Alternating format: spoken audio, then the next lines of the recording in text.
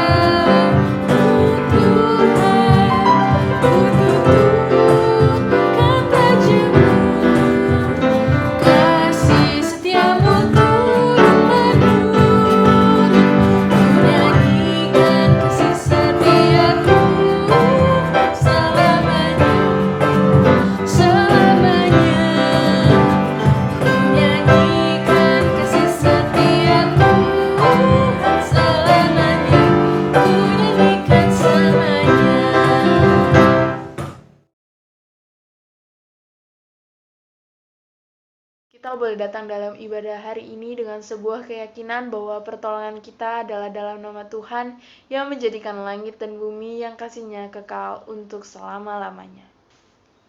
Salam sejahtera bagi saudara yang datang dalam nama Tuhan, Tuhan beserta saudara. Hari ini kita bersyukur merayakan hari ulang tahun GKI yang ke-32.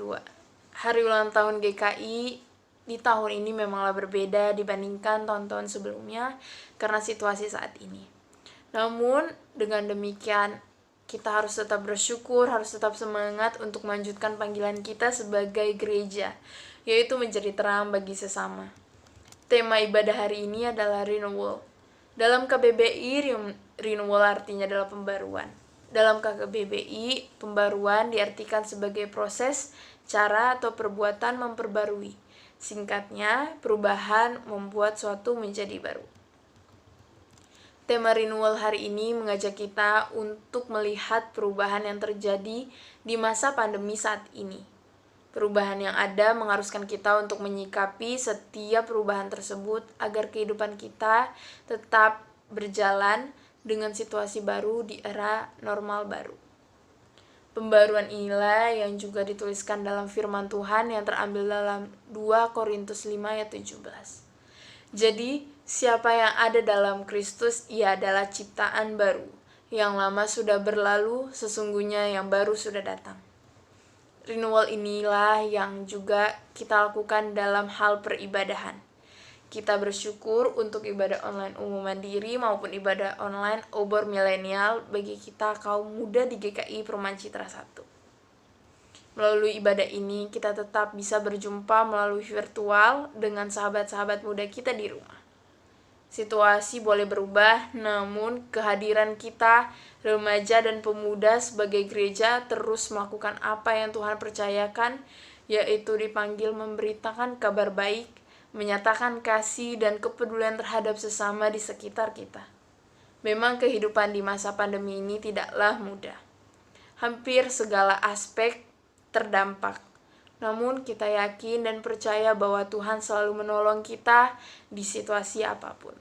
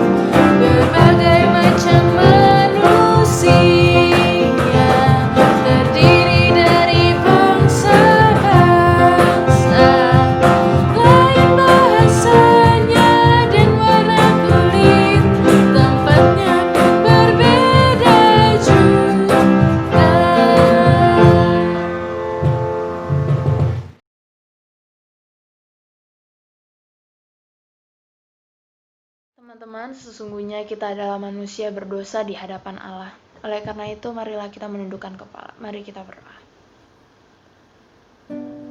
Tuhan yang penuh rahmat, Tuhan yang penuh kasih, kami mengucap syukur buat penyertaan dan berkat Tuhan yang berlimpah dalam kehidupan kami.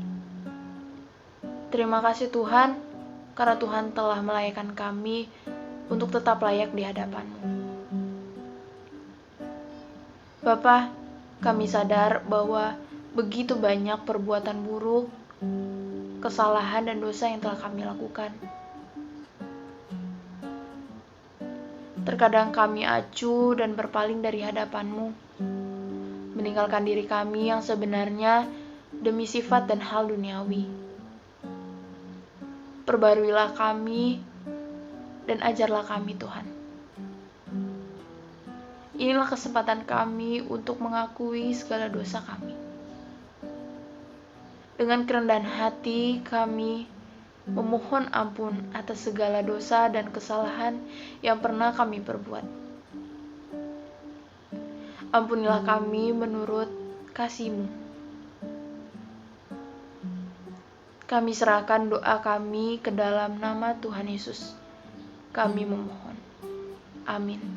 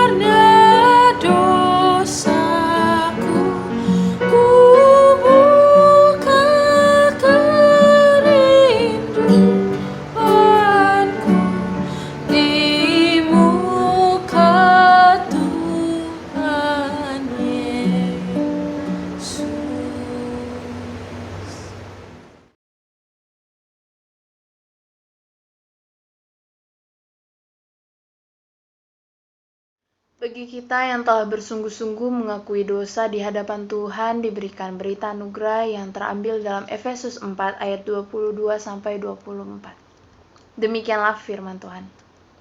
Yaitu bahwa kamu, berhubung dengan kehidupan kamu yang dahulu, harus menanggalkan manusia lama, yang menemui kebinasaannya oleh nafsunya yang menyesatkan, supaya kamu dibaharui di dalam roh dan pikiranmu, dan mengenakan manusia baru yang telah diciptakan menurut kehendak Allah di dalam kebenaran dan kekudusan yang sesungguhnya.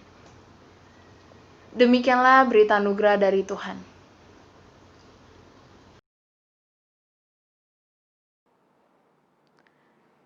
Teman-teman yang dikasih oleh Tuhan, kita bersama akan membaca dan merenungkan firman. Sebelumnya mari kita bersatu di dalam doa. Kepadamu ya Allah kami datang dalam ungkapan syukur, karena kami boleh kembali dipertemukan Tuhan melalui ibadah online Obor Milenial, Remaja Pemuda GKI Perumahan Citra 1. Kami bersyukur untuk kasih pemeliharaan Tuhan yang terus menyertai kehidupan kami, sehingga kami boleh ada sampai saat ini itu karena kemurahan Tuhan. Kami juga bersyukur saat ini kami bersama akan membaca dan merenungkan firman-Mu. Kami menyadari kekurangan dan kelemahan kami sebagai manusia, tapi kami percaya Roh Kudus akan membimbing setiap kami, sehingga berita firman yang kami dengar di hari ini sungguh boleh kami mengerti dan pahami. Bahkan lebih dari itu Tuhan, kami bisa lakukan dan nyatakan dalam kehidupan kami, baik sebagai pribadi maupun juga gereja yang adalah persekutuan orang percaya. Kami menyerahkan waktu kami di hari ini ke dalam tangan pengasihan-Mu. Urapilah lidah bibir hamba-Mu dalam segala keterbatasan, agar setiap hal yang boleh disampaikan adalah isi hati dari Tuhan sendiri. Terima kasih ya Tuhan, inilah doa kami. Dalam nama Tuhan kami Yesus Kristus, Sang Firman yang hidup, kami telah berdoa. Amin. Pembacaan firman Tuhan dari surat Roma pasal yang ke-12, ayat 1 sampai dengan 8.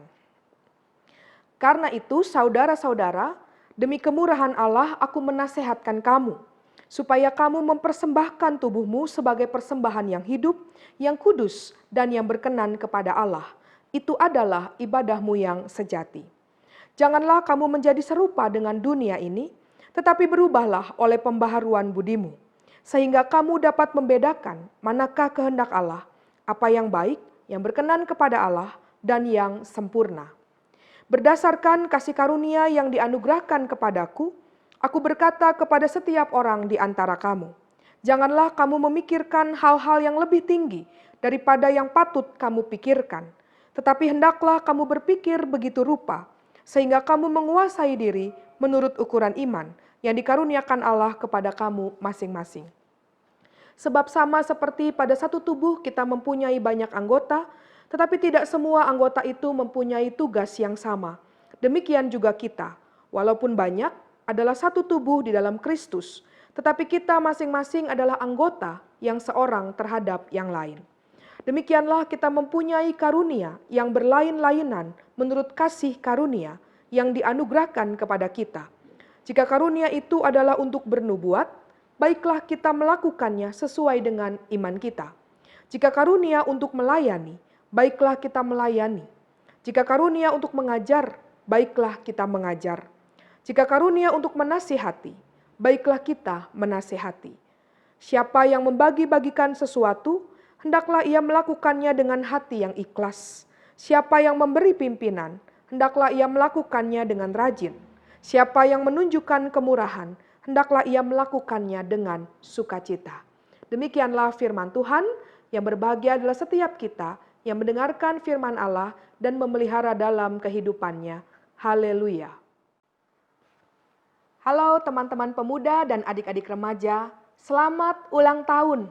Wah, mungkin semua bertanya, memangnya siapa yang ulang tahun? Saya masih lama nih ulang tahunnya, sama. Kak Glo juga, masih 2 bulan lagi di bulan Oktober. Kok saya ucapin ulang tahun ya? Teman-teman kita semua berulang tahun. Tapi bukan dalam artian ulang tahun secara pribadi. Tetapi karena gereja Tuhan, dalam hal ini Gereja Kristen Indonesia, tempat kita berada yang tersebar dari Batam sampai ke Bali, berulang tahun yang ke-32. Kalau tidak ada pandemi seperti ini, biasanya dalam momen ulang tahun GKI terjadi pertukaran pengkhotbah. lintas sinode wilayah. Dari Jawa Timur nanti datang ke Jawa Barat atau Jawa Tengah, yang Jawa Tengah ke Jawa Timur atau Jawa Barat, dan Jawa Barat ke Jawa Tengah dan Jawa Timur. Lintas sinode wilayah.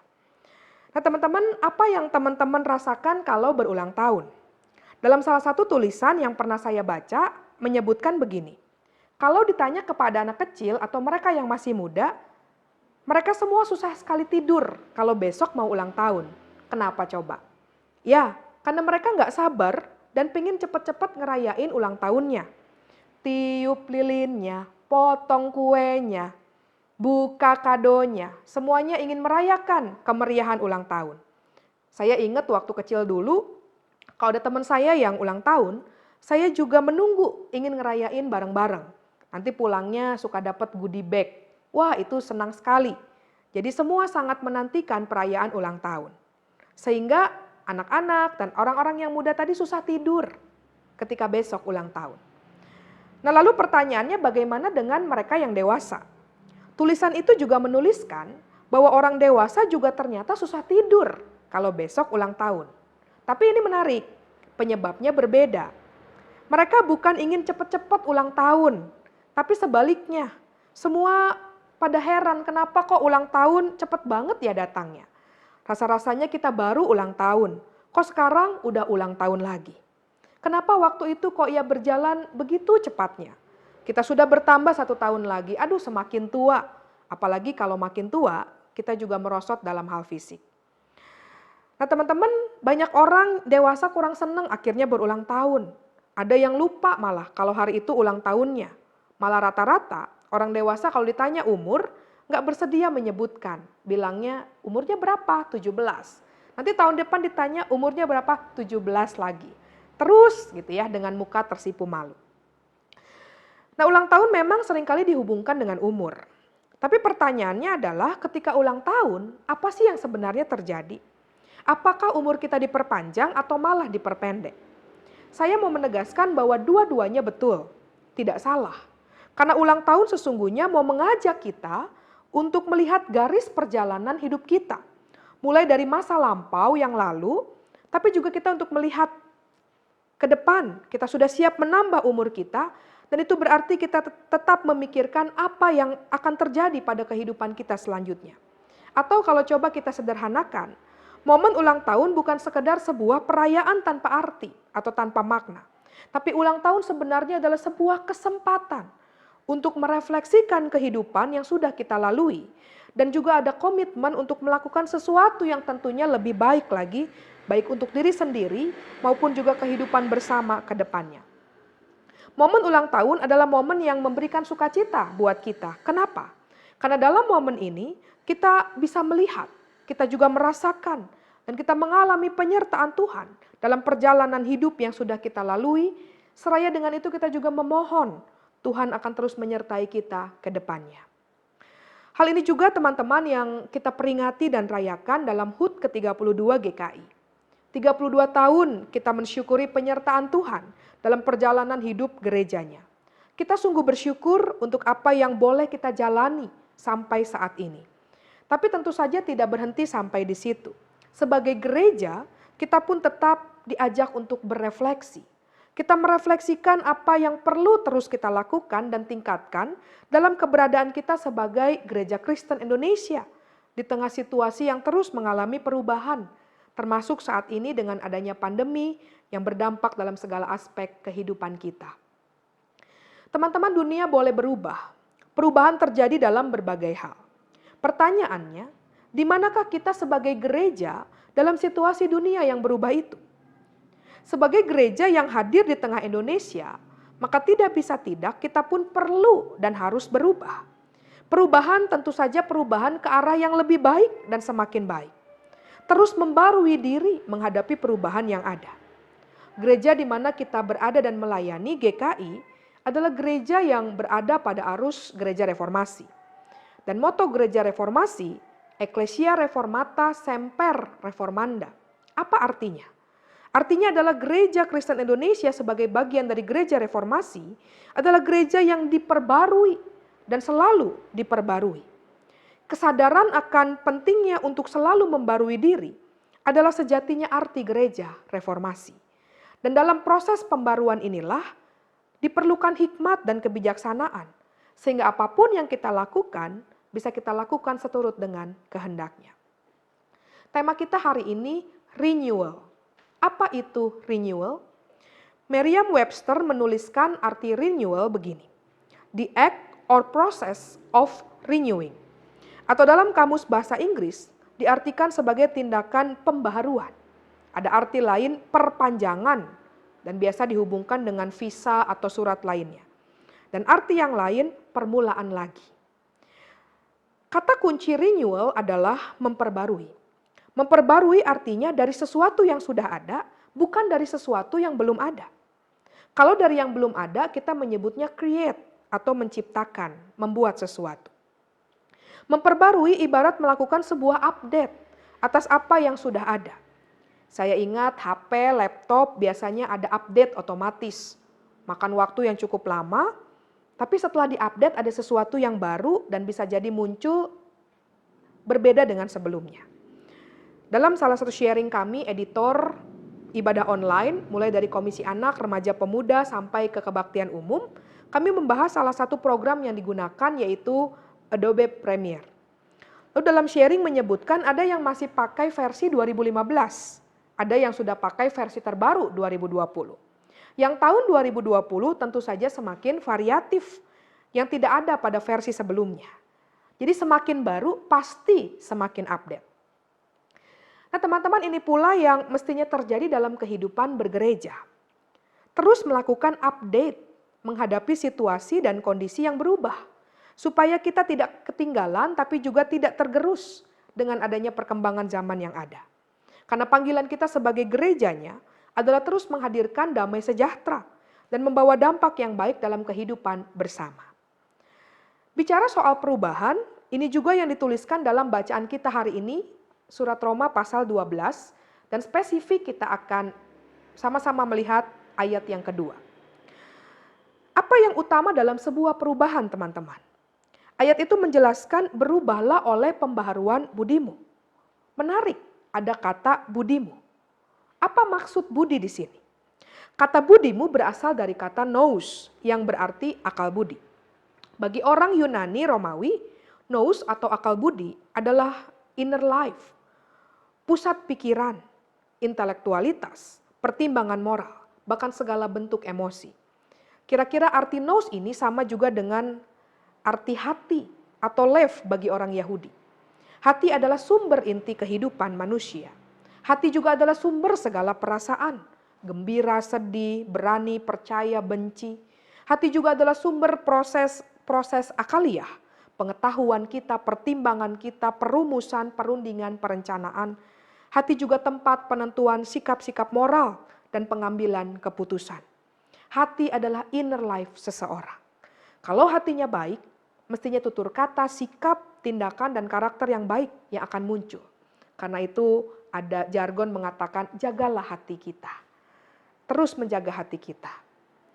Nah, jadi perubahan yang pertama-tama perlu dimiliki kalau coba kita hubungkan dengan situasi saat ini adalah perubahan yang paling mendasar, yaitu perubahan hati. Perubahan pola pikir. Atau yang kemudian kita akrab sebut dengan perubahan mindset. Kalau yang mendasar ini berubah, nous ini berubah, ada perubahan dalam akal budi, pola pikir, maka mestinya akan berdampak dalam perilaku dan hidup yang kita jalani. Kita akan terus berubah ke arah yang semakin baik. Terjadilah yang namanya pembaruan, atau kita sebut dengan transformasi, transform. Pembaruan dalam hal apa saja? Dalam hal sifat, dalam tingkah laku. Dan ada sebuah lagu yang pernah saya dengar, syairnya menyebut begini. Sedikit demi sedikit, tiap hari, tiap sifat, Yesus mengubahku. Karena itu teman-teman tak bisa tidak. Dalam sebuah proses transformasi, pembaruan hidup, yang perlu dan harus kita miliki adalah relasi kita dengan Tuhan. Hidup dalam persekutuan dengannya. Dia yang mengubah kita supaya semakin lebih baik. Dan ketika kita punya relasi dengan Tuhan yang baik, maka akan berdampak dalam relasi kita dengan sesama. Kalau sudah terjadi transform, kita bukan hanya sekedar Kristen secara identitas atau KTP. Tapi lebih dari itu, hidup kita sepenuhnya berubah. Dan pada akhirnya kita bisa membedakan mana kehendak Allah atau justru sebaliknya. Nah, kalau kita coba kaitkan dalam hidup bergereja, gereja juga ada di tengah situasi dan konteks yang terus berubah, teman-teman. Bahkan secara khusus saat ini kita memasuki new normal dalam kehidupan persekutuan kita. New normal terkait dengan pola pikir, kebiasaan, dan cara hidup yang baru. Misalnya dalam kaitan dengan kesehatan, ada juga kebiasaan baru ketika berinteraksi atau bertemu dengan orang lain. Nah, di tengah new normal era, gereja juga harus terus mengalami pembaruan, renewal. Bahkan juga dalam beberapa seminar yang pernah saya dengar, gereja juga melakukan reshaping atau pembentukan kembali menghadapi situasi pandemi yang terjadi. Nah, pertanyaannya bagaimana kemudian renewal itu, pembaruan itu kita konkretkan? Salah satu yang paling tampak adalah digitalisasi dalam berbagai aspek. Pembaruan budi bicara soal perubahan mindset atau pola pikir. Dan ini pula yang mestinya nampak dalam kehidupan bergereja saat ini. Kita memasuki era digital, dan itu berarti kita bergerak dalam pola pikir digital. Saya mengutip sebuah seminar yang menyebutkan bahwa pola pikir digital bukan semata-mata bagaimana kita menggunakan teknologi secara praktis.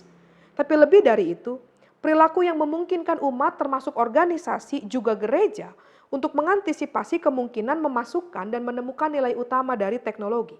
Teknologi menjadi sahabat bagi kita semua. Teman-teman, kita sungguh bersyukur adanya teknologi memampukan kita untuk tetap bisa melakukan berbagai aktivitas, termasuk juga ibadah online yang kita ikuti saat ini dalam wadah remaja, pemuda, obor milenial. Pandemi COVID mengharuskan kita untuk memanfaatkan penggunaan teknologi digital. Awalnya teman-teman bisa jadi kita merasakan hal yang berbeda. Ada yang belum terbiasa, kok ibadahnya online, kok kita nggak ketemu, kita nggak tatap muka. Bisa jadi pertanyaan-pertanyaan ini yang kemudian muncul dan menjadi pertanyaan sebagian besar dari kita. Betul bahwa ini tidak sama dengan ketika kita beribadah bersama di gedung gereja. Betul bahwa ini juga adalah hal yang belum biasa. Tapi kita diajak melihat dalam perspektif yang berbeda. Bahwa di tengah situasi di mana kita tidak boleh bertemu dalam kerumunan orang banyak, supaya tidak menciptakan adanya klaster baru penyebaran COVID-19, maka ibadah online merupakan upaya supaya kita tetap dapat beribadah. Kita bisa mendengar firman dan terus berdoa bersama. Baik ibadah online maupun ibadah onsite, semuanya adalah ibadah, perjumpaan kita dengan Tuhan. Sehingga keduanya itu punya makna yang sama. Tidak ada yang lebih atau kurang dibandingkan yang lain. Karena itu teman-teman, ketika kita mempersiapkan ibadah, kita mempersiapkan yang terbaik. Dari kebaktian anak sekarang sudah online, remaja pemuda dalam obor milenial, kebaktian umum, semua berupaya untuk mempersiapkan yang terbaik. Lalu digitalisasi lain juga bisa kita manfaatkan dalam berbagai aktivitas persekutuan bersama dengan teman-teman dan sahabat kita. Sekarang meeting dilakukan secara online. Persekutuan, sharing group dalam komunitas, semua juga dilakukan secara online. Pastoral, percakapan juga dilakukan secara virtual. Dan itu tidak mengurangi makna panggilan gereja untuk terus melakukan tugas penggembalaan kepada umat. Sudah hampir 5 bulan kita melakukannya, teman-teman. Ada yang mengatakan kepada saya, sejak adanya online kegiatan kok jadi lebih padat. Sehari ada yang bisa 4-5 online. Tapi semua tetap berusaha untuk menjalani dan menikmati. Karena memang inilah sebuah situasi baru dalam era baru yang kita hadapi. Oleh karena itu kita berupaya untuk bisa melihat situasi ini dan kita bisa menyesuaikan diri di dalamnya. Nah, lalu renewal apalagi yang terjadi dalam kehidupan bergereja termasuk GKI di mana kita berada. Pembaharuan yang terjadi adalah kita semakin liquid, semakin cair, semakin lentur dalam menghadapi sesuatu. Ketika pandemi terjadi, maka praktis hampir semua program kerja yang sudah kita susun dan kita rancang sedemikian rupa, harus dan perlu kita sesuaikan kembali dengan situasi dan kebutuhan yang ada. Bahkan sedapat-dapatnya kalau kita melihat kembali aktivitas program kerja kita, maka semua pelayanan yang kita lakukan berupaya untuk memberi perhatian pada apa yang menjadi pergumulan umat Tuhan. Itu yang sekarang menjadi fokus kita di Jemaat GKI Perumahan Citra 1. Ketika ada saudara yang kesulitan, secara khusus dalam ekonomi misalnya, maka kita semua bergerak bergerak bersama, berupaya untuk membuat wadah online sehingga dapat memfasilitasi saudara-saudara kita yang berjuang di tengah pergumulan ekonomi itu. Dan kita melakukannya karena kita adalah satu tubuh di dalam Kristus. Pergumulan dan tantangan tak terhindari menjadi bagian dalam hidup termasuk pelayanan kita bersama. Tapi seperti Roma 12 yang kita baca pada lanjutan ayat yang kita baca tadi di ayat 5 menuliskan, kita adalah satu tubuh di dalam Kristus. Kita masing-masing adalah anggota yang seorang terhadap yang lain. Jadi ketika ada anggota yang lemah, ada anggota yang tengah bergumul, kita hadir, mensupport, menguatkan, dan menopang mereka. Demikian juga sebaliknya. Karena kita satu tubuh di dalam Kristus. Nah teman-teman, inilah salah satu bentuk bagaimana GKI, gereja di mana kita berada dan melayani, berusaha supaya tetap bisa memberikan kontribusi positif di tengah situasi dunia yang berubah saat ini.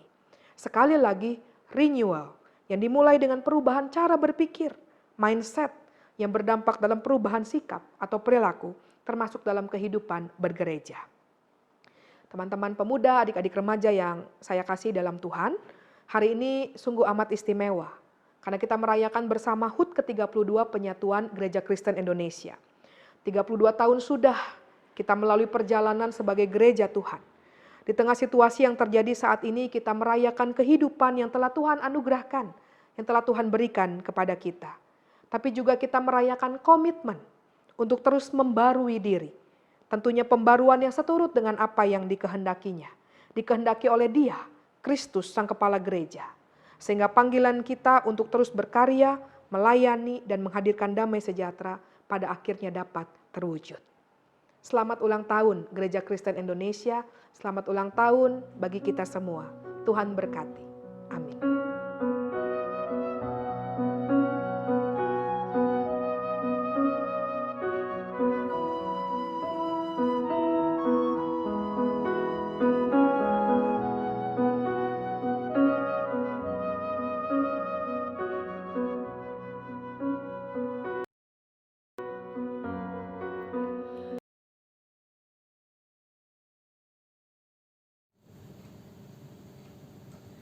Marilah kita bersama dengan umat Allah di masa lalu, masa kini dan masa depan mengingat pengakuan pada baptisan kita menurut pengakuan iman rasuli yang berbunyi demikian. Aku percaya kepada Allah, Bapa yang Maha Kuasa, Khalik langit dan bumi, dan kepada Yesus Kristus, anaknya yang tunggal Tuhan kita, yang dikandung daripada Roh Kudus, lahir dari anak darah Maria, yang menderita sengsara, di bawah pemerintahan Pontius Pilatus, disalibkan, mati dan dikuburkan, turun ke dalam kerajaan maut. Pada hari yang ketiga, bangkit pula dari antara orang mati, naik ke surga, duduk sebelah kanan Allah, Bapa yang Maha Kuasa. Dan dari sana Ia akan datang untuk menghakimi orang yang hidup dan yang mati. Aku percaya kepada Roh Kudus, gereja kudus dan am, persekutuan orang kudus, pengampunan dosa, kebangkitan orang mati, dan hidup yang kekal. Amin. Mari bersama kita menaikkan doa syafaat. Kita berdoa. Di dalam syafaat kami bersama di hari ini, secara khusus kami berdoa bagi gereja Tuhan, Gereja Kristen Indonesia. Kami sungguh bersyukur untuk pertambahan usia ke-32, Penyatuan Gereja Kristen Indonesia yang boleh kami rayakan bersama pada hari ini. Kiranya gereja Tuhan boleh tetap terus berkarya, melayani, dan menghadirkan damai sejahtera, secara khusus di tengah situasi dan kondisi pandemi yang terjadi. Kiranya gerejamu boleh tetap melakukan sebuah pembaharuan, seperti yang sudah Tuhan ajarkan melalui firman Tuhan yang kami dengar bersama. Kami juga berdoa bagi setiap kami para pelayan Tuhan. Berikan kami kerinduan untuk terus melayani dan memberikan yang terbaik dalam kehidupan bergereja, sehingga kehadiran kami yang adalah gereja persekutuan orang percaya yang telah mengalami berkat dari Tuhan juga sungguh boleh memberkati begitu banyak orang. Kami berdoa untuk gerejamu GKI Perumahan Citra 1 dalam setiap program pelayanan yang dilakukan. Biarlah kehadiran gereja juga yang telah Tuhan sertai, Tuhan pimpin, boleh terus berkarya dan melayani untuk kemuliaan nama Tuhan. Kami berdoa untuk aktivitas gerejawi yang dilakukan secara online, biarlah semua boleh berlangsung dalam pimpinan pertolongan Tuhan, dan melalui persekutuan ini kami semua juga boleh terus bertumbuh di dalam Tuhan. Kami juga berdoa Tuhan untuk pergumulan umat Tuhan, mereka yang bergumul dalam keadaan sakit, lemah secara tubuh, mereka yang harus dirawat di rumah ataupun di rumah sakit. Kiranya Tuhan sendiri yang memulihkan setiap mereka. Tuhan yang menolong mereka untuk melalui masa-masa yang tidak mudah karena pergumulan akan sakit penyakit yang mereka alami. Kami juga berdoa untuk mereka yang bergumul dalam kehidupan ekonomi, secara khusus dalam situasi pandemi yang terjadi. Biarlah kami boleh tetap berjuang, kami boleh tetap berkarya dan berusaha, sehingga segala yang terbaik juga boleh Tuhan anugerahkan dalam kehidupan kami untuk memenuhi kebutuhan ekonomi. Kami juga berdoa Tuhan saat ini untuk setiap kami, anak-anak Tuhan, yang juga masih terus melakukan aktivitas di rumah, sekolah dari rumah, bekerja dari rumah, beraktivitas segala sesuatu dari rumah. Biarlah kami juga boleh tetap diberikan semangat, diberikan sukacita, dan kami tetap melakukan yang terbaik dalam setiap panggilan yang Tuhan percayakan kepada kami. Kami juga berdoa bagi mereka yang sudah mulai harus bekerja di kantor, mereka yang juga harus berdagang, mereka yang juga harus melakukan usaha di luar. Biarlah Tuhan juga memberikan kekuatan kesehatan, dan mereka juga boleh tetap melakukan setiap aktivitas dengan mengikuti protap yang berlaku. Terima kasih Tuhan, kami juga berdoa mengingat pada akhirnya untuk kehidupan bangsa dan negara kami, Indonesia. Kami bersyukur untuk pertambahan usia yang juga sudah Tuhan anugerahkan dalam kehidupan bangsa kami, 75 tahun perjalanan kehidupan bangsa Indonesia. Kami percaya selama 75 tahun Tuhan terus beserta dengan bangsa kami. Dan biarlah bangsa kami boleh tetap menjadi bangsa yang semakin baik, semakin maju, dan terus bisa mengupayakan yang terbaik dalam kehidupan warga masyarakatnya. Kami berdoa untuk Bapak Presiden, Wakil Presiden, segenap menteri, semua staf yang ada di pusat maupun daerah, biarlah mereka juga boleh tetap bersatu untuk membangun bangsa ini. Terima kasih Tuhan, kami akan melanjutkan kehidupan kami. Kami percaya bahwa tuntunan dan penyertaan dari Tuhan Yesus Kristus, Sang Kepala Gereja itulah yang bersama dengan kami. Inilah doa kami Bapa yang jauh dari sempurna, yang kami alaskan dalam nama Tuhan kami Yesus Kristus, Tuhan dan Juru Selamat kami yang hidup, kami telah berdoa. Amin.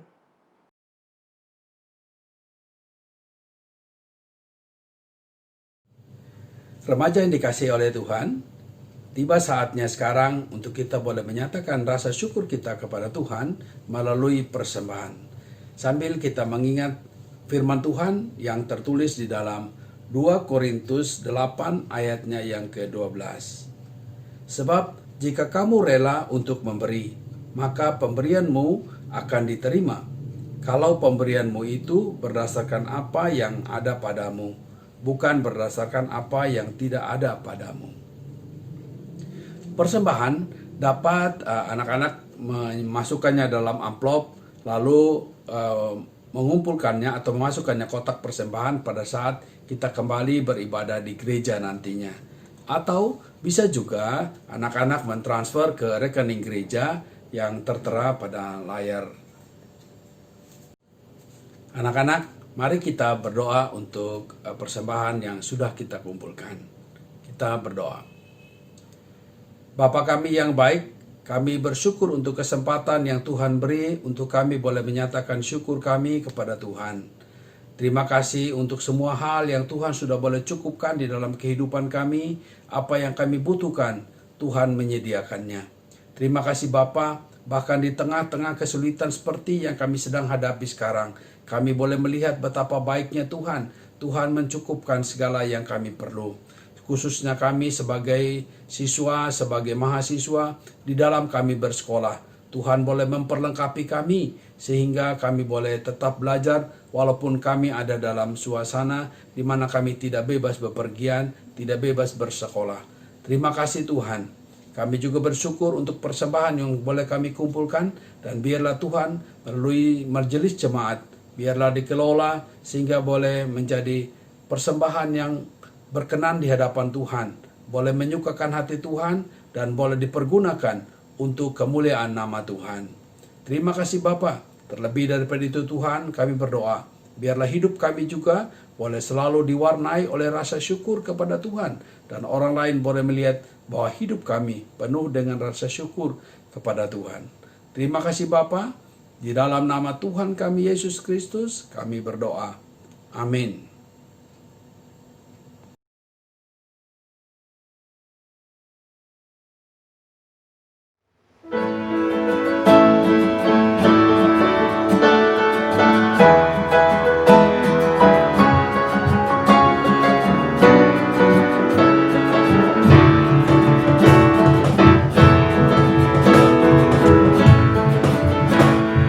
Di zaman hidup yang lebar sempit, orang sedih mengerang. Tolong mereka yang dalam gelap, bawalah sinar terang. Pakailah aku, jangan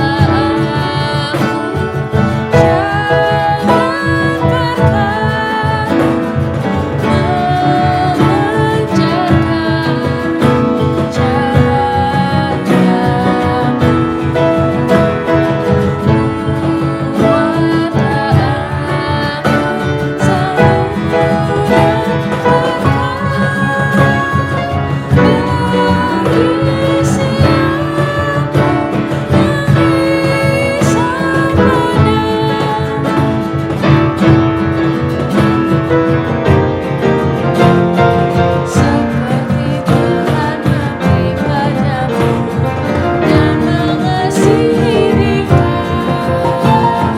Beri bantuanmu di mana perlu, Yesus mengutus engkau. Pakailah aku, jangan